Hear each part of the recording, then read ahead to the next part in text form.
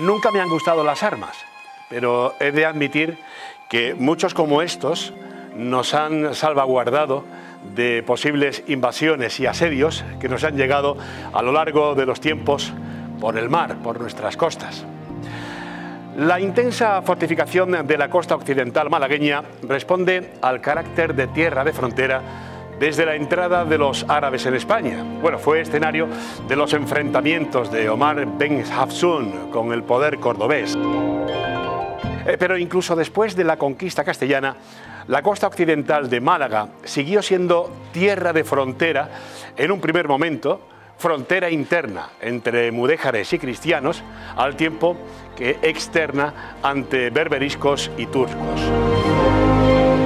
Posteriormente, de nuevo frontera ante los corsarios ingleses tras la soberanía británica en Gibraltar, e incluso ha sido siempre una zona con una fuerte vinculación a la intensa y secular actividad contrabandística con el Peñón. Este carácter fronterizo e inestable que marca todo su devenir se refleja en la incesante construcción y puesta en marcha de diversos sistemas de defensa que nos dejan un importante legado fortificado, el cual, por desgracia en gran medida, desapareció o quedan simples vestigios o modestos restos. Bueno, no es el caso de la edificación que nos depara hoy. Sus características son similares a las de un castillo, pero también a las de una casa fuerte. Tanto su diseño como su estructura hacen ver que siguieron al pie de la letra las normas de la arquitectura militar de aquella época. El objetivo principal de esta construcción era clarísimo: mejorar la defensa de la costa y de esta manera detener los continuos desembarcos de corsarios y piratas. El nombre original de esta edificación era nada más y nada menos que Batería para 4 cañones de Manilva. Por lo tanto, estamos sin lugar a dudas ante uno de los grandes ejemplos de fuerte que datan del siglo XVIII. Hoy nuestro protagonista en el programa será esta edificación, fantástico Castillo de la Duquesa, aquí en Microclima, porque vivimos en un microclima y este microclima genera vida. Comenzamos, bienvenidos.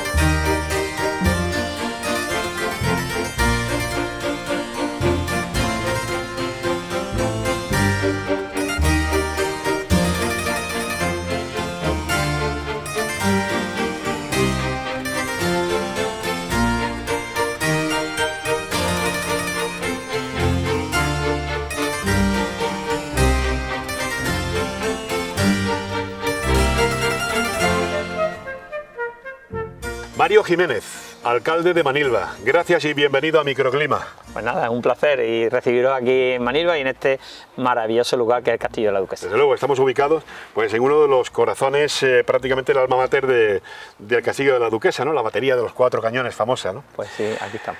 Enhorabuena por la proliferación que estáis realizando en cuanto a la conservación del patrimonio histórico de Manilva. Precisamente quisiera preguntarte eso, alcalde.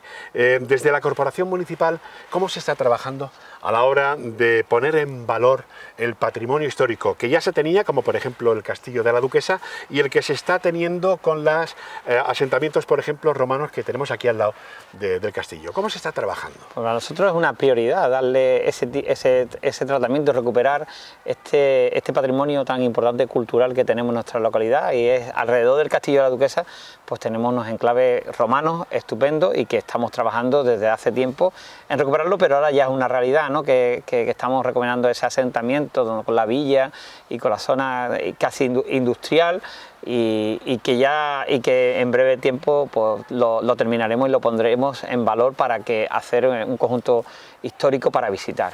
Tenemos a nuestras espaldas también un yacimiento donde se hacían los salazones, se realizaba el garum, y que también tiene ya licencia. Como sabéis, esto es un BIC, un bien de interés cultural, y tiene un plan especial para promover.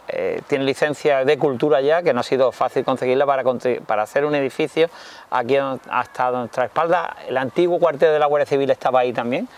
Y recuperar eso, hacerlo a la zona visitable y hacer el futuro museo arqueológico de nuestra localidad estará ubicado aquí. De modo que trabajando mucho en este sentido, porque no es fácil cualquier relación con cultura. Pues nosotros este proyecto entre técnicos y cultura pues han tenido más de 3 años para ver la luz.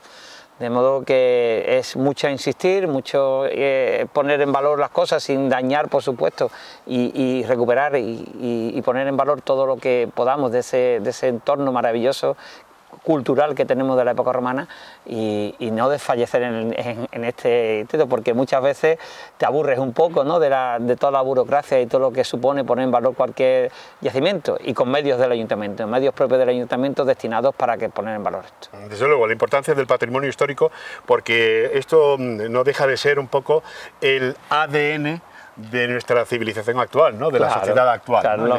Los manilveños hace 2000 años. Efectivamente, ¿no? Así era Manilva hace 2000 años, ¿no?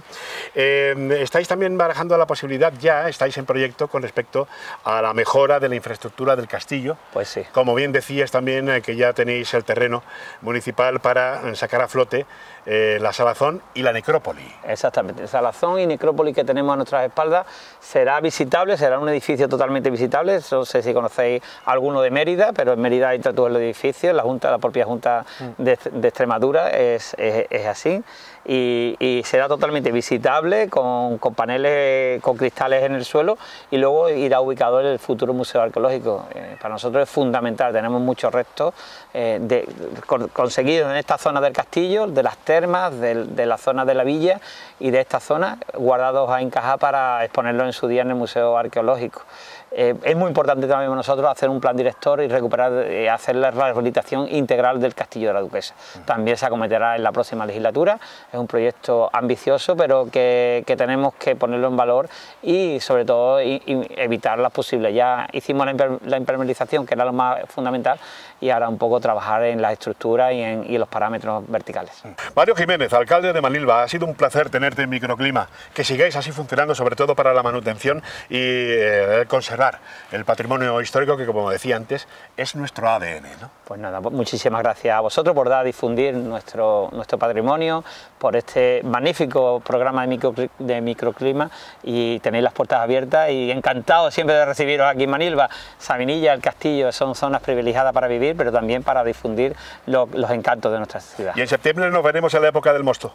Ah, pues sí, bueno, mira, ahora tenemos en Saborea Manilva, que desde aquí invito, en el próximo fin de semana invito a todo el mundo a que se pase por Manilva, que vamos a probar el primer mosto del año, vamos a premiar a esos mostos más, los mejores mostos, tanto dulces, semidulces como secos, y es una fecha estupenda para visitar Manilva, no solo en verano. Muchísimas gracias, alcalde, gracias, no, siempre es un placer. Gracias.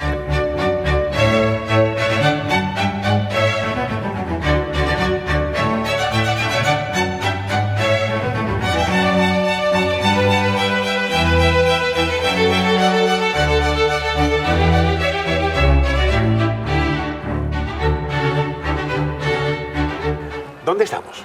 El Castillo de la Duquesa, aunque ha tenido otras nomenclaturas, actualmente se conoce como tal, ya que está enclavado en la barriada del castillo propiamente. Es una fortaleza que data del año 1767. Es una fortaleza muy particular porque, a diferencia de las Torres Almenara o otro tipo de baluarte, este concretamente responde a un programa específico ya de la corona española en aquel entonces, bajo la monarquía de Carlos III, que lo que hace es ir creando toda una batería de fortificaciones a lo largo de la costa, y concretamente el Castillo de la Duquesa tiene una entidad muy importante, ya que en esa época se le concede ahí un personaje histórico que es Francisco Paulino, de Sevilla, que por buenos trabajos hechos a la corona se le da una dotación de infantería y se construye el castillo. El castillo, concretamente, nos encontramos en lo que sería el acceso al baluarte, que es un rebellín, se llama rebellín, que estaba protegido por un foso que hoy día no se encuentra, y con un puente levadizo que tenía movimiento a través de cadenas. Y de ahí ya se accedía hacia el pasillo, digamos, lo que sería el pasillo que ya distribuiría a partir del patio principal todas las dependencias. Pero lo importante realmente es que esta edificación ya responde a un diseño preconcebido, que lo vamos a tener en otros puntos de la costa, exactamente, prácticamente como si fueran clones de este propio castillo, que ahí está el de la Herradura en la costa granadina, o el propio de Carchuna, que son exactamente iguales que este. Es decir, que hay como varios hitos iguales, pero que responden a un programa militar de defensa costera, tanto a lo que serían las invasiones de piratas de Berbería, como también, ya se sabe, de alguna forma un poco a tener defensas ante la ocupación ya de Gibraltar, que ya desde esa época es una plaza británica, ¿no?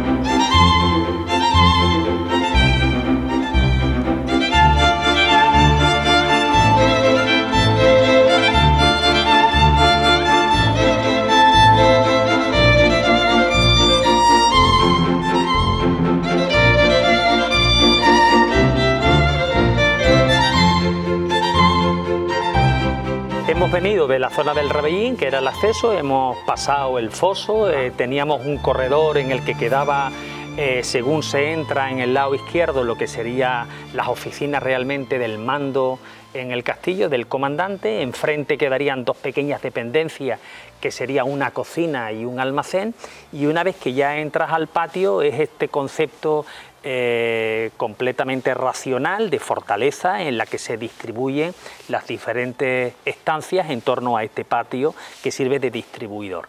Tenemos realmente, como es una fortaleza que engloba no solamente infantería, sino también caballería y artillería, pues tendríamos aquí a nuestra derecha lo que sería el cuartel de caballería. Inmediatamente al lado estaría todo el tema relacionado con las cuadras, es decir, la dotación de caballos estarían aquí dentro, y un poco más allá estarían dos salas contiguas, que hoy día es el Museo Arqueológico Municipal, que sería el cuartel de infantería. Y en este lado del patio es interesante porque tenemos en una posición completamente simétrica al cuartel de caballería, tendríamos una capilla que tiene unas proporciones bastante importantes, lo digo por la significación que tiene y la importancia. Dos salas que son gemelas, que sería digamos el almacén general y un puesto de mando. Y por otro lado, aquí en el interior de esta sala estaría también un almacén, y habría un lugar que es muy importante, que es donde se guarda la munición. Y realmente, el polvorín. El polvorín, efectivamente. Ese polvorín está en el lugar más alejado digamos, del punto más sensible a ser atacado, que sería, como ahora veremos, la batería, y además tiene incluso un aislamiento con dos salas que lo dejan con muros enormes, pero al mismo tiempo para que efectivamente esté a salvo de cualquier tipo de impacto, porque sería realmente letal para la propia fortaleza. Antes hablabas de una de las dependencias, concretamente donde estaban correspondientes al destacamento de caballería, sí, que ahora tenéis algo muy original como museo en el Castillo de la Duquesa, que es el Museo de Esgrima. Sí, sí, sí, ha sido una dotación de una colección particular de un profesional de la esgrima, que no solamente además él colabora en poder dar instrucción en este arte de la espada, sino que al mismo tiempo ha dotado 2 salas de su colección particular y bueno, va bastante en el entorno, ¿no? Le va muy bien y de alguna forma pues tienen una función. La sala, lo mejor para que se mantenga el castillo, aparte de que podamos hablar por supuesto de que necesita una rehabilitación y una puesta en valor en conjunto y tal, pero para que este tipo de edificios tengan también vida propia necesita que tengan actividad y que haya dinamismo dentro de ellos, y esta posibilidad se ofreció y es magnífica. Ahora también tendremos la oportunidad de visitar el Museo Arqueológico de la mano de Ildefonso Navarro. Fantástico. Para que nos explique un poco algunos de los fantásticos objetos que habéis tenido la oportunidad de encontrar en el asentamiento romano que tenemos alrededor del Castillo de la Duquesa, que eso es una maravilla y que ya tuvimos la oportunidad de dedicarle un programa, ¿no?, en Microclima. ¿Nos vamos a la batería? Correcto. Vale, antes de marcharnos a la batería quiero que nos cuentes algo sobre la rampa que nos lleva de acceso a la batería, que nos encontramos con un detalle muy particular. ¿Hay un reloj de sol? Sí, parece que hay documentado un testimonio sobre el propio estuco o revestimiento del paramento. Hay un inciso, lo que podría entenderse como un reloj de sol.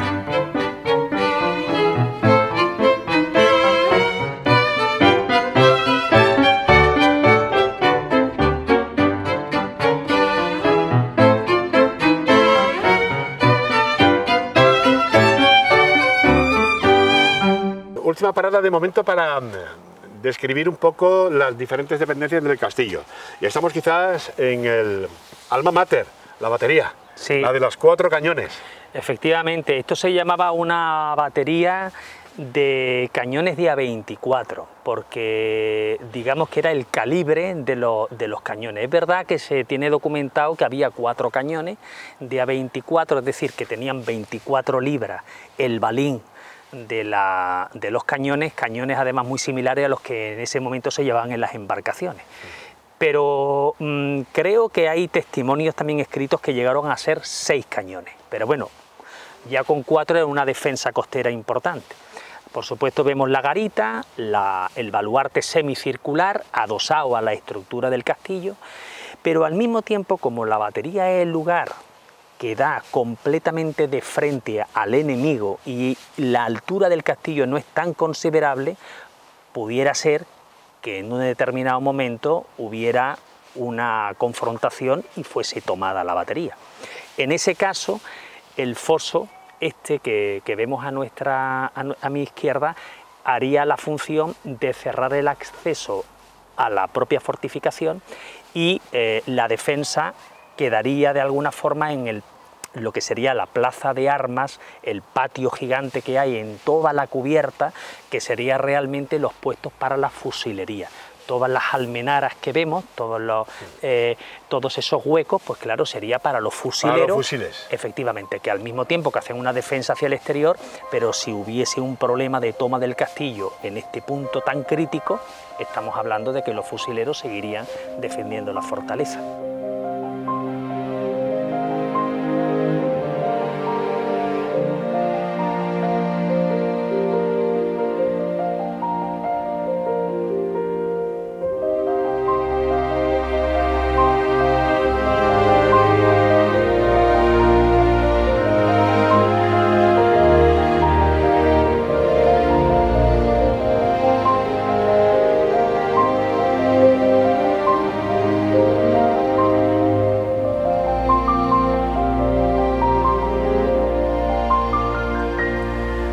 José Jiménez, teniente alcalde del Ayuntamiento de Manilva, gracias por estar con nosotros.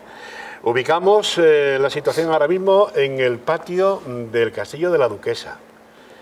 ¿Qué castillo más impresionante tenéis, eh?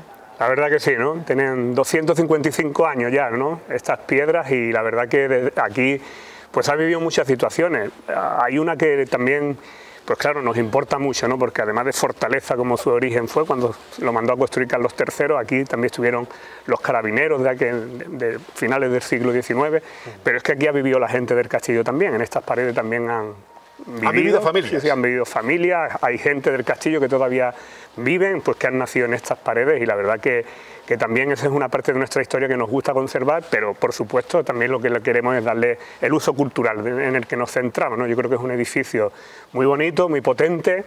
Ten en cuenta que castillos como este se mandaron a construir en la costa mediterránea, no sé si son 6, 7, en la herradura en Almuñécar se conserva también uno en buen estado, pero no con la potencia arquitectónica que tiene esto, ¿no? El material empleado, la piedra, le da también unas características que, ya digo, aunque el proyecto se repitió en otros puntos de la costa, pues me atrevo a afirmar, y no es pasión de pueblo, que la fortaleza arquitectónica y constructiva que tiene este con la piedra, pues no lo tuvieron los otros. Desde luego, y tú lo has dicho, ¿no? 255 años más o menos de la construcción de esta imponente infraestructura, y sigue prácticamente impoluta, ¿no? Ahí se ve la calidad, ¿no? A la hora de recrear estos fortines militares que salvaguardaban de posibles asedios que nos llegaban de la costa, ¿no? Pues sí, en esta batería que tenemos ahí a nuestras espaldas tenían 4 cañones, que era pues fundamentalmente la defensa de la costa, ¿no? de las incursiones. Y la verdad que seguro que dio muy buen efecto, muy buena pues resultado, porque la verdad que no ha tenido grandes desperfectos, ¿no? Seguramente que estuvo asediado, también en época francesa estuvo asediado, lo tomaron los franceses y bueno, se disparaba, pero por fortuna no tiene impacto pues que le hayan hecho poner en peligro la estabilidad, ¿no? Bueno, tiene pequeñas necesidades, lógicamente, como ya con sus 255 años, ya el ayuntamiento cubrió toda la cubierta pues para evitar las filtraciones de agua, que se puede ser probablemente el mayor peligro, ¿no? Que tenga este tipo de construcciones, pero por fortuna está muy bien conservado, aunque desde el ayuntamiento pues siempre estamos atentos y vamos mejorando y reparando aquellas pequeñas imperfecciones que van saliendo. Diego, tú estuviste durante algún tiempo a cargo de la Delegación de Cultura del Ayuntamiento de Manilva. Como concejal delegado de Cultura en aquel tiempo, ¿cuáles fueron los trabajos que hicieron para la recuperación de este patrimonio? ¿No? Porque es un gran patrimonio el que tenéis, pero ¿cuáles fueron los trabajos de recuperación desde la Delegación de Cultura con el Castillo de la Duquesa? Pues mira, las salas se han ido rehabilitando prácticamente de una en una, ¿no? Pero muchas veces, lógicamente, pues los presupuestos municipales pues no pueden destinar todo el dinero que nos gustaría, pero las salas estaban muy deterioradas en el sentido de que, como os he contado al principio, aquí había familias viviendo y claro, las cocinas, los fuegos, pues habían ennegrecido muchas las paredes. Estaban deteriorando un poco, ¿no? Estaban deterioradas. Y bueno, pues se ha ido arreglando. La primera que se hizo fue el Museo Arqueológico y un poco con ese criterio se ha ido renovando prácticamente el resto de salas, aunque todavía nos queda alguna pendiente, que es fácilmente observable, porque unas están perfectamente reparadas y otras pues están un poco con su estado original, ¿no? Pero teníamos muy claro que las salas teníamos que ponerlas en valor, y hoy en día pues tenemos un museo arqueológico con los restos romanos que circundan este edificio. Tenemos algo muy novedoso, un museo de esgrima que es prácticamente único en el mundo, ¿no? Con piezas de una colección privada, pero que hay un acuerdo de colaboración entre su propietario y el ayuntamiento. Salas expositivas también, donde se hacen exposiciones de pintura, de fotografía, de escultura. Y la verdad pues que para nosotros nos encanta ese uso cultural, porque yo creo que ponemos en valor un edificio. Y por supuesto pues revitalizamos también un núcleo urbano, el Castillo de la Duquesa, que con la afluencia de gente aquí pues también se ve beneficiado. Tenemos ahí unos magníficos restaurantes, y así que todo el que viene a visitar y a adquirir cultura también puede comer de maravilla en nuestro Castillo de la Duquesa.